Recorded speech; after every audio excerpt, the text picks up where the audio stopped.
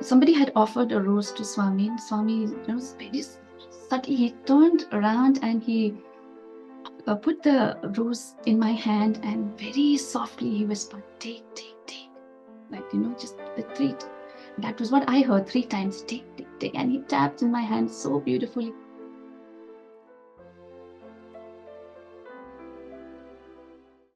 Sairam, dear listeners, welcome to Sai SOUL 100. Our guest today is Sister Sarala Thapa, who is joining us from Cherry Hill, New Jersey. Sairam, Sister Prabha, thank you so much for having me here today. Sairam, please share your story. I come from a town, a small hill town in the state of West Bengal called Kalimpong. So when I was in my 12th grade, and that's the time of seeking admissions in different colleges, you're looking for colleges, and I was in the science stream. So we were looking for different colleges. And then one of those days, one of my friend from my 12th grade came to me and said, Salari, I have this extra package. It was like a package, and it's a prospectus and the admission application package of a college in Puttaparthi, so Sathya Sai University. Would you like to have it? So at that point of time, I had no idea about the Sathya Sai University. I had not heard about the college. But, a college seeking youngster, I said, well, one more addition to the list of my colleges. So I took it from her, and then I went back home. I showed it to my father. My parents were interested, and my father was really drawn to the description of the university, description of the college, about the value-oriented education system there. But there was a small problem. Since I was a science student, I wanted to pursue medicine. There were no medical fields as such. There were certain science streams. So we said, okay, we chose the closest combination of BZC, which was biology, zoology, and chemistry. So I applied, and at that time we had to put together a package, like a hard copy, and fill all the forms and your transcripts and everything, and you have to mail it. So we mailed it, and we waited. And in about a month or so, maybe about 2 months, we received a call letter by mail again. And that was a call letter to come and write the entrance exam. And as I mentioned, we are in Kalimpong, which is towards northeast of India. So the travel from Kalimpong to Puttaparthi is quite a task. We have to travel by road for about 4 hours to reach to a train station. And from there, 3 days journey in the train to reach Puttaparthi. So it was a big deal.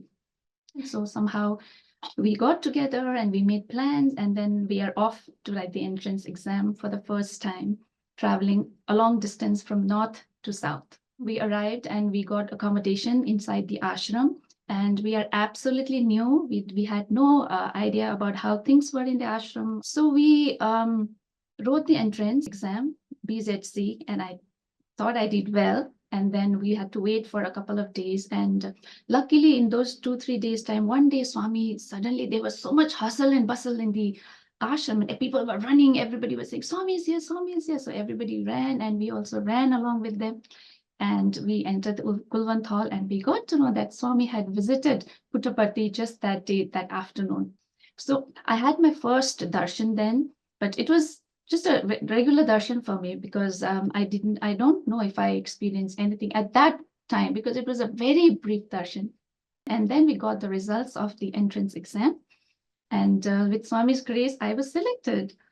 And so after the entrance, we also have to attend the interview. So the admissions in this Sathya Sai college is quite rigorous for 3 steps. First, the application has to be approved, and you have to be called for the entrance exam. And if you clear the entrance, then you have to appear for the interview. After the interview was done, I thought I did it very well. I was happy.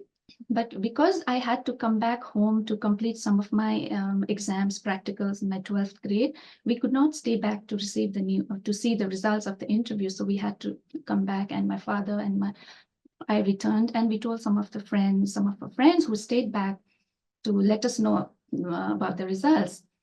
So we're back home, and a couple of days, we received a phone call from one of the prospective students, who also happened to be a good friend of mine later. So she called me and she said, Sarala, your name, you are selected. And, I was so happy. But again, there was yet another but. She said, but, your name is under BA, which is Bachelor of Arts, and not under BZC, which I had appeared for, which is the science stream. I don't know at that very moment how I took that information, because the fact that I was selected in Swami's college was so overpowering for me. I was so happy and I was overjoyed. I told my parents, and the second half, your name was under BA, that kind of got lost. And in my innocent, foolish, my ignorant self said, oh, that could just be a printing mistake. What else could I kind of comprehend at that time? So I thought that was just a printing mistake. I told my parents about it, still not knowing how the university is, but just the fact that I was selected there. We made all the preparations to come and join. And it was a very short time because it was already May. And that year, Swami was conducting the summer courses in Brindavan. So we were invited to join Brindavan. So my father, along with me and my friend, we came to Brindavan. We were already a few days late to join. The summer course session had started.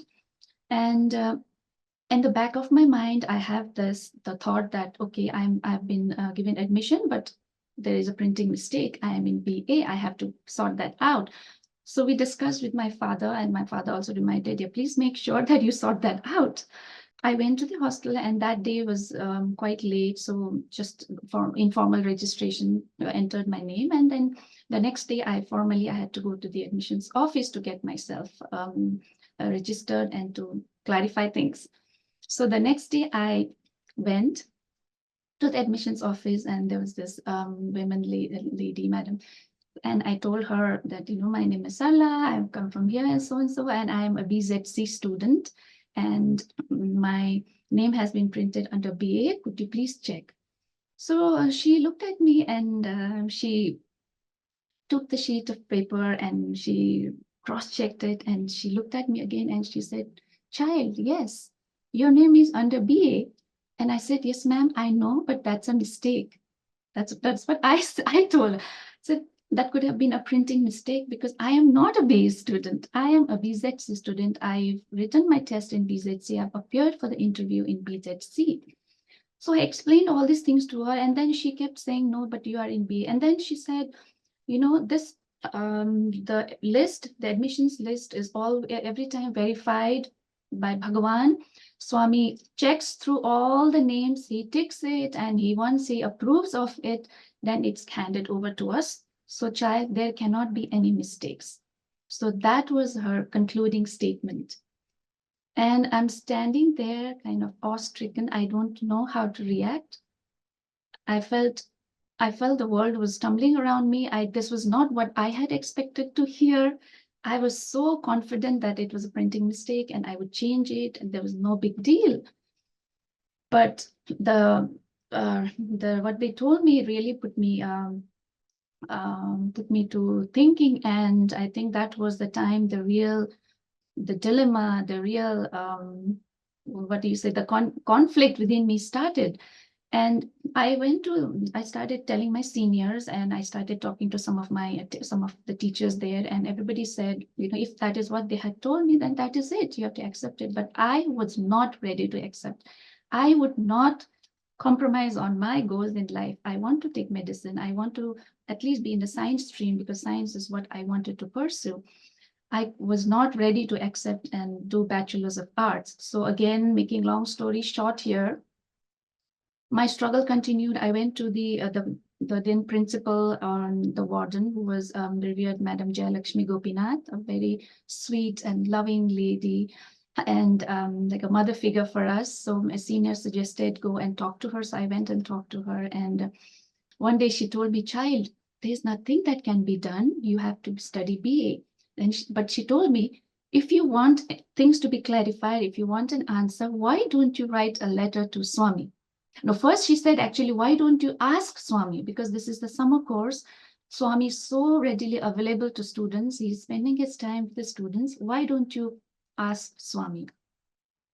That was a beautiful idea, a wonderful idea. But to a first year student, I had just entered into the portals of the college. I didn't know what it meant to talk to Swami or ask Swami this. So I could not kind of accept that. And then she said, or write a letter to Swami mentioning what has happened. So that was kind of doable. So I wrote a letter to Swami, described everything in the letter. I remember just stating the facts, like this has happened. Maybe this is a printing mistake. Swami, please. And I used to, we would get opportunities to sit in the front row and give letters to Swami. Every class would get an opportunity. So I would kind of request them and I would get an opportunity to sit in the front and I would give the letter, but that never happened. That didn't happen. Swami, there was, I don't know, somehow I was not able to give my letter to Swami. And by then we were coming towards the end of the summer course. And I started to break down. That was the time I really started to feel bad because I had started developing a kind of love for college. It's so beautiful. The summer course is such a beautiful experience, with Swami and students, the discipline there, the love from you receive from the teachers. And the other side, this BA is hanging heavy on me. So how could I want to study here now, but I cannot take BA. So that was the dilemma that I got into. And I used to cry and cry and cry. So the last day of the summer course summer course ended, and before we went to Anantapur, Swami had blessed girls with a lunch session. He had said that Swami will come and have lunch with the girls before we boarded the buses and go to Anantapur. So that was such a beautiful opportunity, and everybody were excited. And I thought, oh, that is such a wonderful chance. Maybe I can give the letter to him. But when that moment happened, Swami had given us saris day before, and everybody was so excited. The whole dormitory was full of excitement that Swami is coming to have lunch with us. Everybody were happy, and they were, so much enjoyment. But I was kind of literally broken down, thinking that this is my last opportunity or last chance. And then when I sat inside the dining hall, I realized that my letter is not there. All this while I've been carrying the letter tucked in my diary. I make sure that I have the letter every darshan I go, every session with Swami we go. But that moment I realized that my letter was not there. And even till today, I don't know, I didn't find the letter. Maybe I lost it. I dropped it on the way or something happened. I just sat there and cried. I put my hands to my face and I literally sobbed and sobbed and sobbed. And Swami had already Swami was approaching and there was pin drop silence and Swami is walking in between the rows and Swami is taking letters from the girls now. He's blessing because it's just the women, the girls on Anantapur campus and so intimate and so close. And I am there thinking, oh my God, what is this? I don't have the letter. So I felt, I don't know, it was a very terrible moment. I felt my eyes were swollen because I had cried a lot. I was not in the most presentable condition from there. And then Swami walked and he started coming towards our row. I was still, I didn't care so much looking at Swami and I had kept my hands like this and crying. Suddenly my sister next to me gave a small nudge. And then I looked, Swami was right in front, just next right front. And then I just held my hands like this. I looked at him. I put my heads up, all tearful eyes. And Swami was talking to the girls next to me. And the fraction of a second, Swami looked at me. He turned towards me. He looked he looked deep into my eyes. And then he was walking gently. My hands were like gently, his hand touched like maybe a fraction of a second he touched and he walked away, glided away. But for me, that was like, I felt like as if that somebody had really held my hand and was like kind of, it's okay, I'm with you. So many of those things, it was all kind of compiled in that one gentle touch and that one look that Swami gave me in that pitiful eyes, that pitiful face. And Swami walked away. So my story ended there. My letter story and my BA story kind of ended there. And later, I remember my warden asked me, "Child, you got your answer, right?" And I said, "Ma'am, actually, I didn't get my answer. Swami didn't speak to me." So that happened. So that was one very a brief experience, but a very powerful one. I was not able to give my letter. But something had happened after that experience. I had started kind of unconsciously accepting what has happened. And that's how I ended up actually studying Bachelor of Arts. I stayed there taking Bachelor of Arts, and I went, and that also gave me an opportunity to stay back and do my master's. So I got a bonus of another 2 years.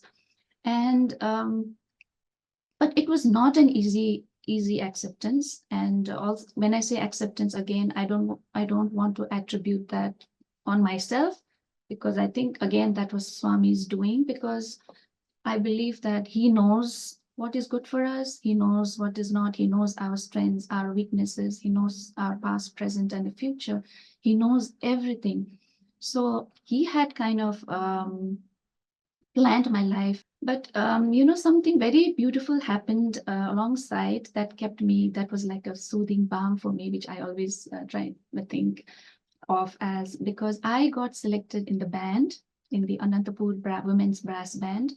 And so in the Anantapur, in Swami's institutions, we have these self-reliance programs, which are the different self-reliance, such as we have the band self-reliance, the music self-reliance, the meal self-reliance, like the dining hall, dinner, lunch, serving, and then there is the dispensary self-reliance.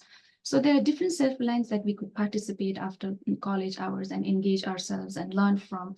So I was very fortunate that because of my background, again, this is again all Swami's preparation from the beginning, right? So in school, I was in the band. I used to play the flute, and I had played the snare drums, and I was also the band leader in the school. So because of that background, I got selected in the band. So as a part of the band, we get opportunities to perform in front of Bhagwan. And anytime you perform, you prepare a card for Swami, right? You prepare something beautiful that you present to Swami.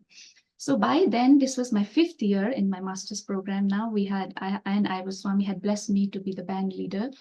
And the end of the session, it was the prize distribution time. After the sports meet, the prize distribution time is the last time that you would be playing as a student in front of Swami. So we made cards for Ladies' Day, birthday, sports meet. So for the sports meet time, we were thinking that maybe we should make something special, so that Swami would always keep, because usually what happens, you make a card and Swami would bless and then would return everything. So we wanted to make something that Swami would keep with him. And the girls, as we were innocent, all with love for Swami, we said, okay, let's make these roses and with tissue papers, and each girl will make one rose, thinking that that's herself, representing herself. So we'll put together all these roses and we'll make a bouquet and we give it to him. So the paper flowers will not wilt. So there's no need for Swami to throw it away. And it's also Swami can keep it in his room. So that was our prayer and the thought behind all these. And we prepared a bouquet. And then that morning, we were in front of the Yajur Mandir, all lined up for the procession, and myself and 2 other seniors, band girls who are graduating that year, we went to offer the bouquet, and Swami was so happy, radiant with smile. So he swung it in his hands so nicely, he showed it, and then so interestingly, he didn't give it back to us. He gave it to the person next to him to keep. So that is one card that we did not get back. Swami didn't return. He kept it. Swami took that card, and then somebody had offered a rose to Swami. Swami was very subtly, he turned around and he put the rose in my hand, and very softly he whispered, take, take, take. Like, just the 3. That was what I heard 3 times, take, take, take. And he tapped in my hand so beautifully. And then I'm like ecstatic that moment, but you have to act so quick, because, everything has to be done so quickly. I took the rose, put it in my hand, and then we came back to start the procession. So that was one very close experience towards the end that I had with Bhagwan. And, and that time I had been really praying, because knowing that would be the last opportunity to perform in front of Swami and myself and all the graduating class, we were really praying to Swami to bless us and, be with us always, and all those emotional thoughts were going on. And then Swami gives me this beautiful rose and says, take it. And then, now later, when I think back, I receive a lot of messages from there, such beautiful messages, from Swami, that, we were trying to tell Swami that through those paper roses, that, but Swami says, you are not, maybe we are worthy of you are a real rose, Swami. And Swami's quote that says, be like a rose that always speaks in the language of its fragrance. And also another important lesson that I gather from it is be like a rose. It's not always just a rose. It blooms in between the thorns. And in life, you come across experiences, both good and bad. So we have to have that faith and that, the strength within to hold on to what is good and to hold on to that. So with that, I graduated, and also Swami gave me a beautiful opportunity to serve in his school, Sathya Sai school in the state of Sikkim in Gangtok, where I worked for 4 years. And also, my joining the Anantapur campus was like a phase of transformation, not only for myself, but for my entire family. My parents, they had not heard about Swami, but so after joining the Anantapur campus, my father turned a new leaf. And maybe I would like to share this short story about my father. He worked in the government services, and so he would, he had a schedule, 8 to 5, that kind of tight schedule, and he would come back, and all the night he would struggle to fall asleep. It was a severe acute insomnia, and his health was deteriorating. And now he shares with us that if it was not for Swami, I don't know what would have happened. So that was the background for my father. And then with my being joining in the Anantapur college, he started visiting me quite often. Actually, my father came, I think in a year, not less than 3 to 4 times. During my first year, he traveled quite often, and he would bring his friends, he would bring his he would bring relatives and neighbors. And my father was an instrument to bring a lot of people from my community, from our town, to Swami. And, he was totally engrossed in Swami's teachings. He fell in love with Swami in the first instant. He said, this is God. I found God. And he said, only a God can say, Prema Ishwara hai, Ishwara Prema hai. And he joined the organization, and he served as a president for many, many years. And in all that thing, and my father, he very ardently started following Swami's teachings. And then he somehow got rid of this insomnia unknowingly. He was completely cured of it. And my father says there was no looking back. He didn't have to take any medical treatments. He didn't have to do anything. It was automatically cured. And even now, he says, if he doesn't fall asleep, he says he sits in his bed and he just chants, does 21 omkars, and he falls asleep. So, seeing this, and as a young girl, as a child, as a family, when we saw this transformation in our father, it really strengthened our faith. But my father always reminds us to remember Swami at the happiest moment of your time, and also at the saddest moment of your time. I see him guiding us. I see him guiding my family, my parents. We went through very difficult times, and Swami has guided us through, and he continues to be with us always. Sairam, Sister Sarala, thank you for sharing your story. Starting with, you mentioned your family is now into Swami. Your father has served. He had brought many people to Parthi when he was traveling to see you. But it all started with your friend giving you an envelope saying that this is also a college that you may want to apply to, right? So you were not seeking Swami. Swami knows how to pull. There was this invisible string that he was pulling you through. But what's amazing is that your heart was open to it. Your father's heart was open to it when he said the values of the college, right? And so, and after that, the fact that your heart was open to it led to one after the other. And Bachelor's of Art is what you were supposed to be doing. And although you were kicking and screaming through it, Swami knows what was good for you, and then for you to, because of that, you were able to join in the band, and your path is probably very different from what you had envisioned, but this is the path that he wanted you to go through. And he, like you mentioned, he knows the past, present, and the future, and he knows how to guide you. But and this is a beautiful message for all of the other folks who are listening to it, particularly younger folks who are trying to make decisions in their life, right? You do need to have to put in your 100% effort, have goals, strive towards it, but ultimately Swami knows where we need to end up at. So it's so beautiful. Thank you for sharing your story. Thank you, Sister Prabha. Thank you so much for having me here, Sairam. Jai Sairam. Sairam, dear listeners, thank you for listening to Sai Soul 100 with Sister Sarala Thapa. I'm Prabha Swaminathan. Until next time, Jai Sairam.